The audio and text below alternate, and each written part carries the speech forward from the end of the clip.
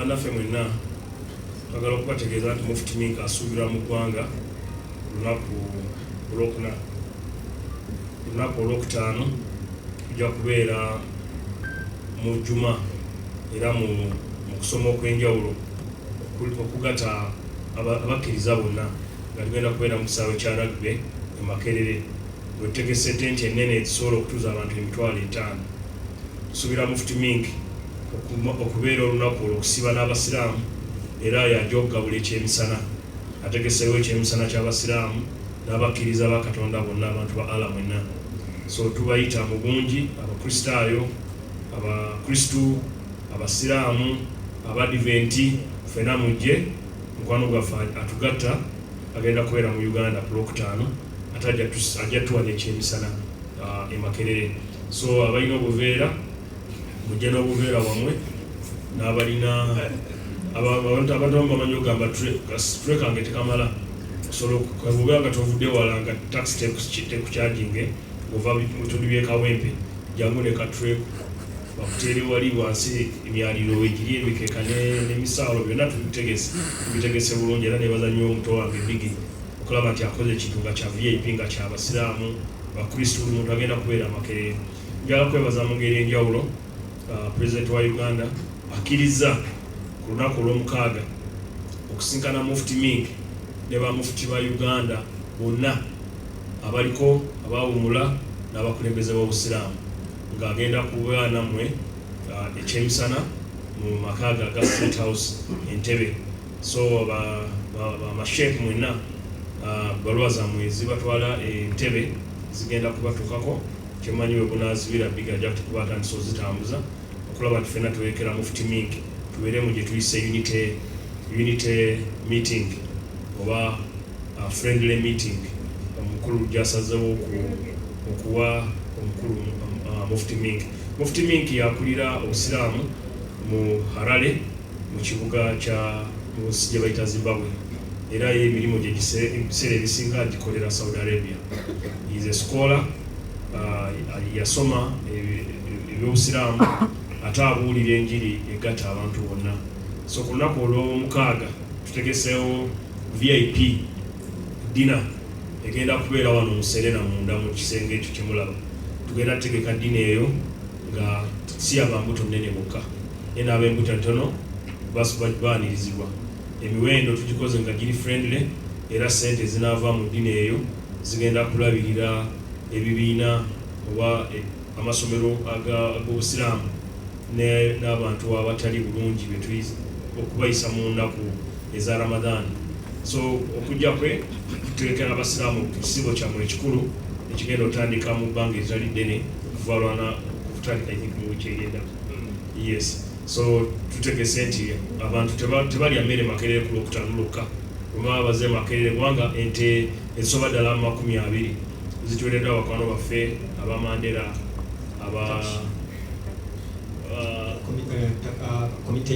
Turkish community nga bakulembeddwa Turkish ambassador His Excellency batuwadde ente tuwezezza kati ente 20.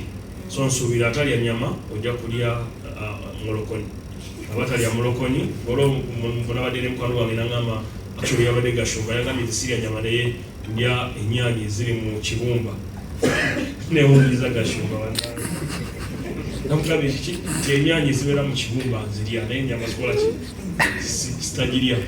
So mwe abatalya nnyama nga mwami gashumba ekibumba mujja kukirya. So tubaaniriza mujje bannamawulire guno mulimu gwammwe ku luno si bya kalakata oba live wire oba ania ku luno tuli kumulamu okuzimba emitima gy'abantu. Ensi eno Uganda eyonoonese abantu buli lunaku okeera ku mawulire kuwulira bubi ate tebabba siringi 10,000 owulira milioni 5 bilioni 3 bilioni 6 bilioni kati katufuneko enjiri y'omuntu akkiriza mu osanga bano abasajja abasiraamu n'abalokole wampulira nnyo Pastor Serwadanga ayogera, Pastor Kayanja ayogera, Pastor Brother Roninga ayogera, omusumba wesaze kule gye Kampala ayogera, kitaffe mu Katonda Kazimba Mugalu ayogera, Dr. Kazimba Mugalu. So mpulira n'omusiraamu naye agiye yegatteko n'entalo ezitagwa mu mu basiraamu, mu bakristaayo, ezentalo tulina nsonga lwaki tukola ki tulwana. So omusajja wa Katonda kajje atubuulirire, twekube mu kifuba, tulabe nti Uganda ebeeremu Obubbi bugende. Tusabire Obubbi, ndowooza nja kutujja kumusaba nga yakatuka entebe tikati essaala yesinga ebeere yakusabira Bubbi abantu ababba sente za gavumenti kyabasinziirako okusinga ababba sente za gavumenti tuyambe kati ndowooza Mufti MENK okusaba kwange nze nga Balaam akkiririza mu mwoyo gwa ggwanga oba patriotism. That is what I want him to do for us.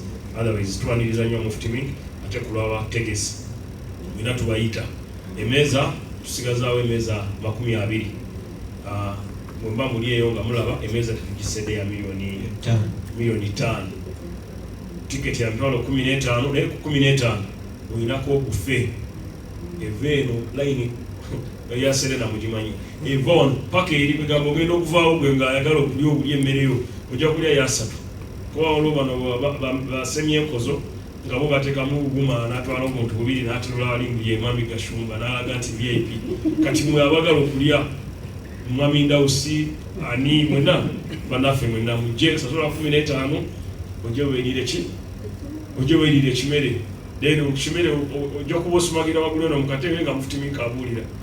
So mujje mwena ku lunaku lwa 6 mujje tuyige, mujje tusome, mujje tulungamye emitima gyaffe, mujje twetereeze. Kale sebo we bali nyo bali ddala.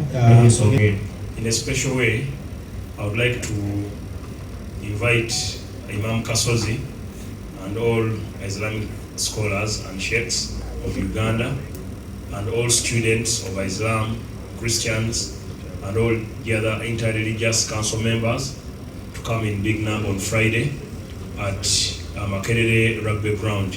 We shall have a special prayer and a lecture, Islamic lecture by Mufti MENK on Friday. Gates open at 10 a.m. We shall serve lunch immediately after the prayers. That's around 2 p.m. Entrance at Asekeredde Freedom Square is free of charge. On Saturday, we shall have a dinner hosted by Mufti MENK at Serena Conference Center. That dinner entrance is 5 million for a table of 10, and 150,000 for a single member. So it is an open dinner. We are left with only 20 tables. All proceeds will go towards Islamic charity, schools, and towards Ramadan and fasting season for the needy community.